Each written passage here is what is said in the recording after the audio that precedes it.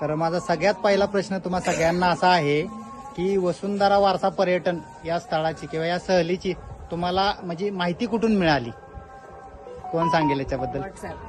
व्हॉट्सअपवरून, Instagram. आणि या सहलीने किंवा या वसुंधरा पर्यटक या जे काही असतील सानप सर यांच्याकडून तुम्हाला कसा प्रतिसाद मिळाला? म्हणजे बाकीच्या गोष्टी कशा मिळाल्या तुम्हाला? ज्या ज्या तुम्ही अपेक्षा ठेवल्या होत्या त्या अपेक्षेप्रमाणे काही मिळालंय का काही कमी पडले?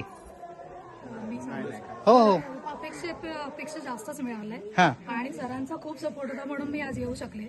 कारण माझं लास्ट मोमेंट पर्यंत नक्की नव्हतं. ट्रॅव्हलिंग कसं करणार याचं काही गणित नव्हतं माझ्याकडे. पण जरा कुठे काही अपडेट मिळाले की सरांनी मला लगेच ते सांगितले की यांच्याशी कॉन्टॅक्ट कर. मला वाटतं दादा यांच्याशी पण आधी कॉन्टॅक्ट केला होता. त्याच्यानंतर मग गाडी समजली आणि मग me on the spot decide केलं की मला जायचं आहे. म्हणजे मी रात्रीची शिफ्ट संपवून लगेच तयारी करून निघाले असं झालं. परत इकडे काही नाही. पण छान म्हणजे तरी पण कळतं की कोणाला किती इंटरेस्ट आहे आणि कोणाला किती त्यांना त्याची गरज आहे.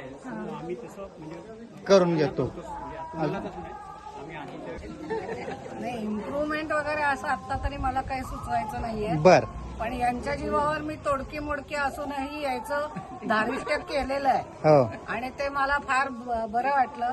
कारण याच्यामध्ये मला पद्मश्री राहीबाईंना भेटता आलं, जो माझ्यासाठी एक फार काय शो स्टॉपर म्हणतात तशासारखं होतं. फार दिवसांची इच्छा होती बाईंना भेटायची आणि त्यांचं केंद्र बघायची. तीही पूर्ण झाली. बाकी यातल्या बऱ्याचशा गोष्टी मी आधी पाहिलेल्याही होत्या.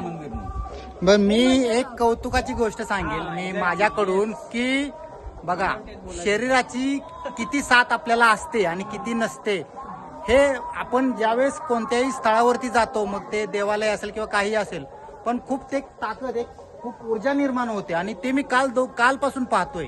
म्हणजे त्यांची ती जिद्द असेल की मंदिर पाहण्याची असेल किंवा इतर गोष्टी जाणून घेण्याची असेल, ते एका जागेवरती बसलेले नाहीयेत. कंटिन्युअसली आम्ही जसं फिरतोय तशा ते फिरतायत आणि त्या गोष्टी बघतायत आणि त्यांच्याकडचं जे काही नॉलेज आहे ते सुद्धा ते आम्हाला देण्याचा प्रयत्न करतायत.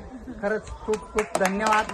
नाही, मी कसं आहे की मला माहिती इंस्टाग्रामवरती मिळाली ॲक्च्युली. आणि मी बरेच ऑफबीट जागा शोधत असतो. म्हणजे कसं आहे की आपण प्रॉमिनंट जागेवरती जाण्यासाठी तुम्हाला टूर बीर सगळं अवेलेबल असतं. आणि दुसरी गोष्ट म्हणजे कुठे ऑफबीट जागेवर जायचं असेल तर आपल्याला कोणी, आणि दुसरी गोष्ट म्हणजे ना ग्रुप टूर करणं माझ्यासाठी म्हणजे आता आवड निर्माण झाली. कसं असतं की प्रत्येक वेळ आपल्याबरोबर कोणी येतच असं नाही. ठीक आहे, प्रत्येकाला तेवढा वेळ पण नसतो.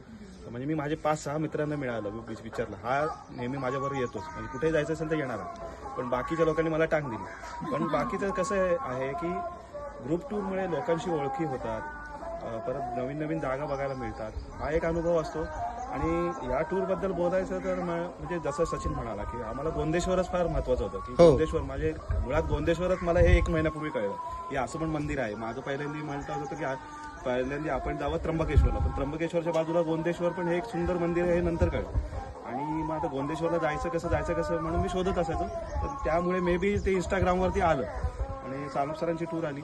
त्याच्यानंतर मी ठरवलं आणि पैसे पण माफक होते, 3,500 रुपये. म्हटलं अरे भरपूर चांगलं आहे, म्हणजे चला निघूया. आणि मग मी त्यांच्याशी कॉन्टॅक्ट केला.